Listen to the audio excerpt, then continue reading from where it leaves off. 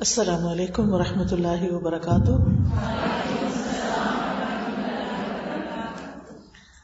نحمده ونصلی علی رسولہ الکریم، اما بعد فاعوذ باللہ من الشیطان الرجیم، بسم اللہ الرحمن الرحیم، رب اشرح لی صدری ویسر لی امری واحلل عقدۃ من لسانی یفقہوا قولی۔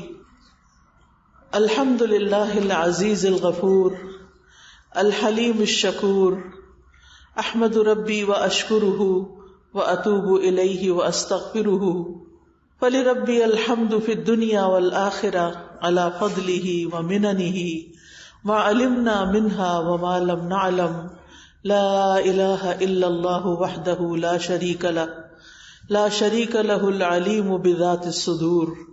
ہر قسم کی تعریف اللہ کے لیے ہے جو غالب ہے اور بخشنے والا ہے، بردبار ہے اور قدردان ہے۔ میں اپنے رب کی حمد کرتی ہوں اور اس کا شکر ادا کرتی ہوں اور اس کی بارگاہ میں توبہ کرتی ہوں اور اس سے بخشش طلب کرتی ہوں۔ بس دنیا اور آخرت میں میرے رب ہی کے لیے ہر قسم کی حمد اور تعریف ہے، اس کے فضل و کرم پر، اس کے احسانات پر جنہیں ہم جانتے ہیں اور جنہیں ہم نہیں جانتے۔ اللہ کے سوا کوئی معبود برحق نہیں، وہ اکیلا ہے، اس کا کوئی شریک نہیں، اور وہ دلوں کے بھید تک جانتا ہے۔ اعوذ باللہ من الشیطان الرجیم، بسم اللہ الرحمن الرحیم، الحمد للہ رب العالمین، الرحمن الرحیم، مالک یوم الدین، ایاک نعبد و ایاک نستعین، اہدنا الصراط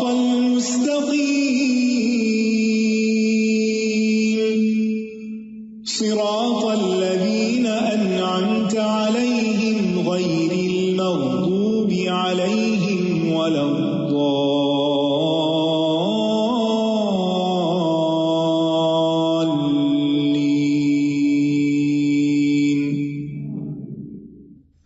اللہ سبحانہ تعالیٰ کا بہت بہت شکر ہے، اس کا فضل ہے، اس کا انعام ہے، اس کا احسان ہے کہ اس نے ہمیں مسلمان پیدا کیا، ہمیں اپنی محبت عطا کی، اپنی معرفت دی، اپنا شکر ادا کرنے کی توفیق دی۔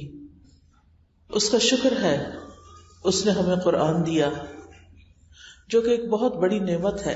قرآن مجید کے بارے میں اللہ تعالیٰ فرماتے ہیں، یا ایھا الناس، اے لوگو، قد جاءتکم موعظۃ من ربکم، تمہارے پاس تمہارے رب کی طرف سے عظیم نصیحت آ چکی ہے، وشفاء لما فی الصدور، اور اس کے لیے سراسر شفا ہے جو سینوں میں ہے۔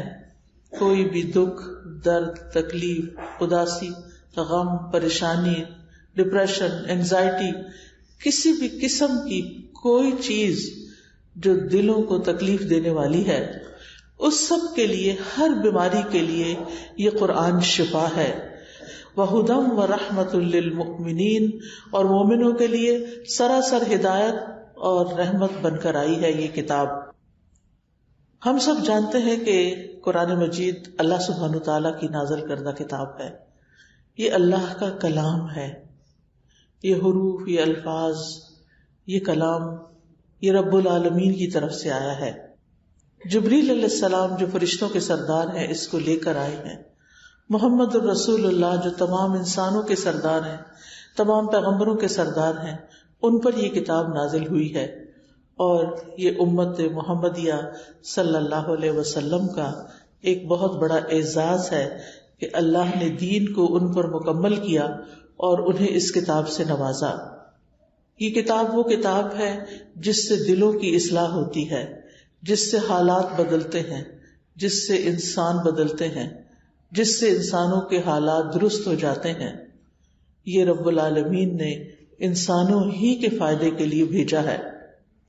یہاں اس آیت کے اندر 4 باتیں بیان ہوئی ہیں کہ یہ قرآن ایک نصیحت ہے، یہ سینوں کی بیماریوں کے لیے شفا ہے، یہ ہدایت کا باعث ہے، اور یہ مومنوں کے لیے رحمت کا باعث ہے.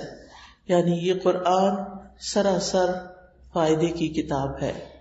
آج ہم دیکھیں تو ہمیں ان میں سے ہر چیز کے لیے کسی علاج کی ضرورت ہے کہ ہم اپنی غفلت اس کی نصیحت سے دور کر سکیں، ہمارے دلوں کی گھٹن اس کے لیے یہ شفا بن جائے، ہماری لا علمی کے لیے ہدایت کا راستہ بنے، اور پھر سراسر اللہ تعالی کی طرف سے اس کے ذریعے ہم پر رحمتیں اور برکتیں نازل ہوں. نصیحت کے لیے لفظ موعظہ استعمال ہوا ہے. موعظہ کا لفظ واعظ سے ہے. واعظ اردو میں بھی لفظ استعمال ہوتا ہے. موعظہ ایسا واعظ ہوتا ہے جو انسان کو اس کا انجام یاد دلاتا ہے، اچھا بھی اور برا بھی، کہ جیسا کچھ انسان کرتا ہے ویسا ہی اس کا انجام ہوگا. واعظ ایسی نصیحت کو کہتے ہیں جو انسان کو دنیا کی مشغولیت، دنیا کی مصروفیات، دنیا کی محبت سے ہٹا کر اللہ کی یاد اور آخرت کے دن کی طرف متوجہ کر دے، اور اس کے اندر ایک رقت پیدا ہو. یعنی ایسا واعظ جو دلوں کو نرم کر دے، جو دلوں کے اندر کی سختی کو دور کر دے.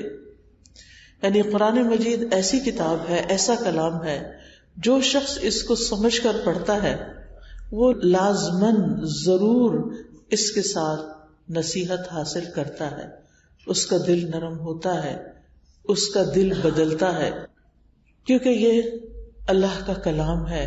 یہ عام کتابوں کی طرح کوئی معمولی کتاب نہیں. الحمدللہ ہم سب مسلمان ہیں اور بچپن سے ہمیں اس کی محبت دی گئی، اس کی رسپیکٹ اور اس کے ساتھ ایک تقدس کا احساس ہم سب کے اندر موجود ہے. لیکن ہمیں اس سے ایک قدم اور آگے جانے کی ضرورت ہے، اور وہ یہ کہ اس کے ذریعے ہم ہدایت اور رحمت بھی حاصل کریں اور اپنے ٹوٹے دلوں کا علاج بھی کریں.